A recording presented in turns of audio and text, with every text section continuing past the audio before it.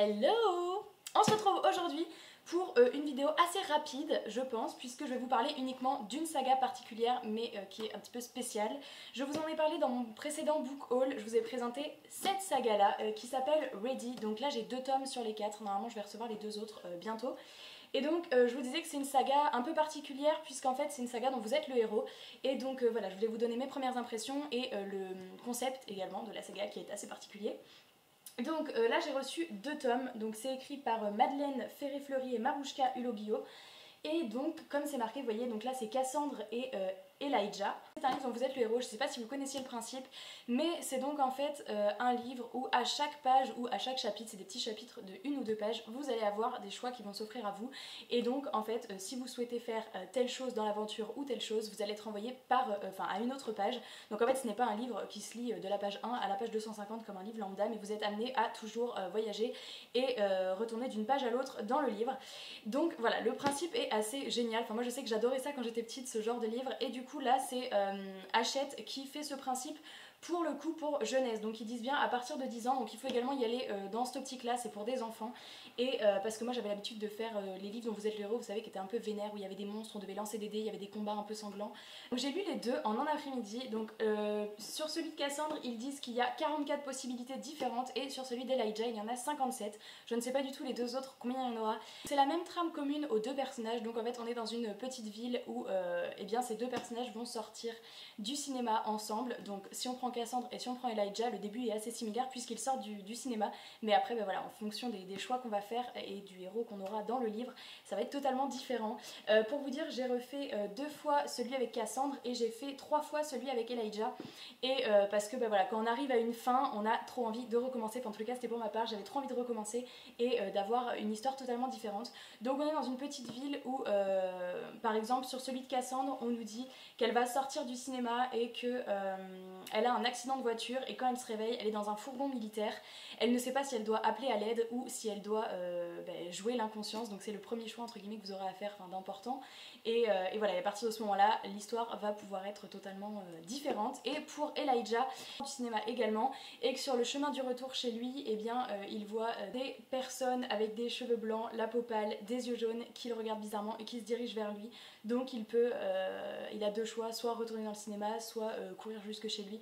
Voilà, donc ça c'est un petit peu les trames de départ des deux. Moi j'ai lu les deux. En tous les cas, il y a plusieurs choses que j'ai bien aimées. Je l'ai lu en fait pour tout vous dire avec mon copain, donc j'en avais un, il avait l'autre, et après on a switché les livres. Et en fait ce qui était super intéressant c'est de se rendre compte qu'à un moment donné, donc il disait ah t'as fait quoi à cet endroit là, moi j'avais fait telle chose et lui il a fait une autre chose, et vraiment mais l'histoire était totalement opposée. Celui-là la première fois je l'ai lu je pense en 20 ou 25 minutes, alors que la deuxième fois en 45 minutes, parce qu'en faisant d'autres choix l'histoire peut être totalement beaucoup plus longue. Et ce que j'ai beaucoup aimé aussi c'est qu'il existe 4 épilogues à la fin. Donc les épilogues vont être des vraies fins à l'histoire, vous allez vraiment avoir un point final. Mais après, tout au long de l'histoire, comme ils le disent, il y a 57 possibilités, donc il y a énormément de morts dans l'histoire, puisqu'il y a beaucoup de moments où vous pouvez mourir en fait tout simplement. Vous faites les mauvais choix, mais il y a également beaucoup de fins alternatives où en fait tout simplement vous avez comme fini le livre d'une autre manière qu'un épilogue, c'est-à-dire que vous avez réussi un objectif secondaire et le livre s'arrête quand même là pour vous. Vous pouvez évidemment recommencer pour essayer d'avoir un épilogue, mais j'ai beaucoup aimé ces petites fins qui étaient totalement différentes d'un épilogue, et en fait tout simplement parce que vous aviez au cours de votre histoire choisi une sorte de quête secondaire que vous avez fini.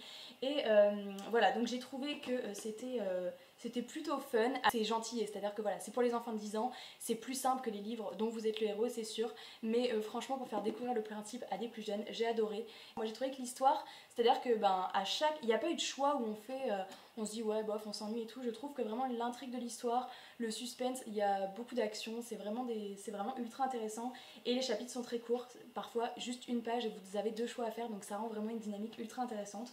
Voilà, moi j'ai beaucoup aimé, et du coup n'hésitez pas à me dire si c'est le principe de saga que vous aimez, si vous faisiez le livre dont vous êtes le héros quand vous étiez plus jeune.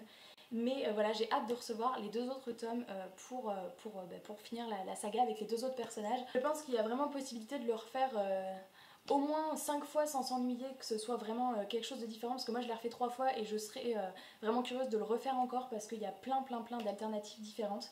Et du coup voilà, après c'est dur d'en parler parce que on peut pas vraiment raconter l'intrigue, puisque dès les premières pages, si vous faites des choix différents de ceux que j'ai fait, on n'aura pas la même histoire, vraiment. Donc c'est compliqué de vous dire au-delà de ce que je vous ai dit au début.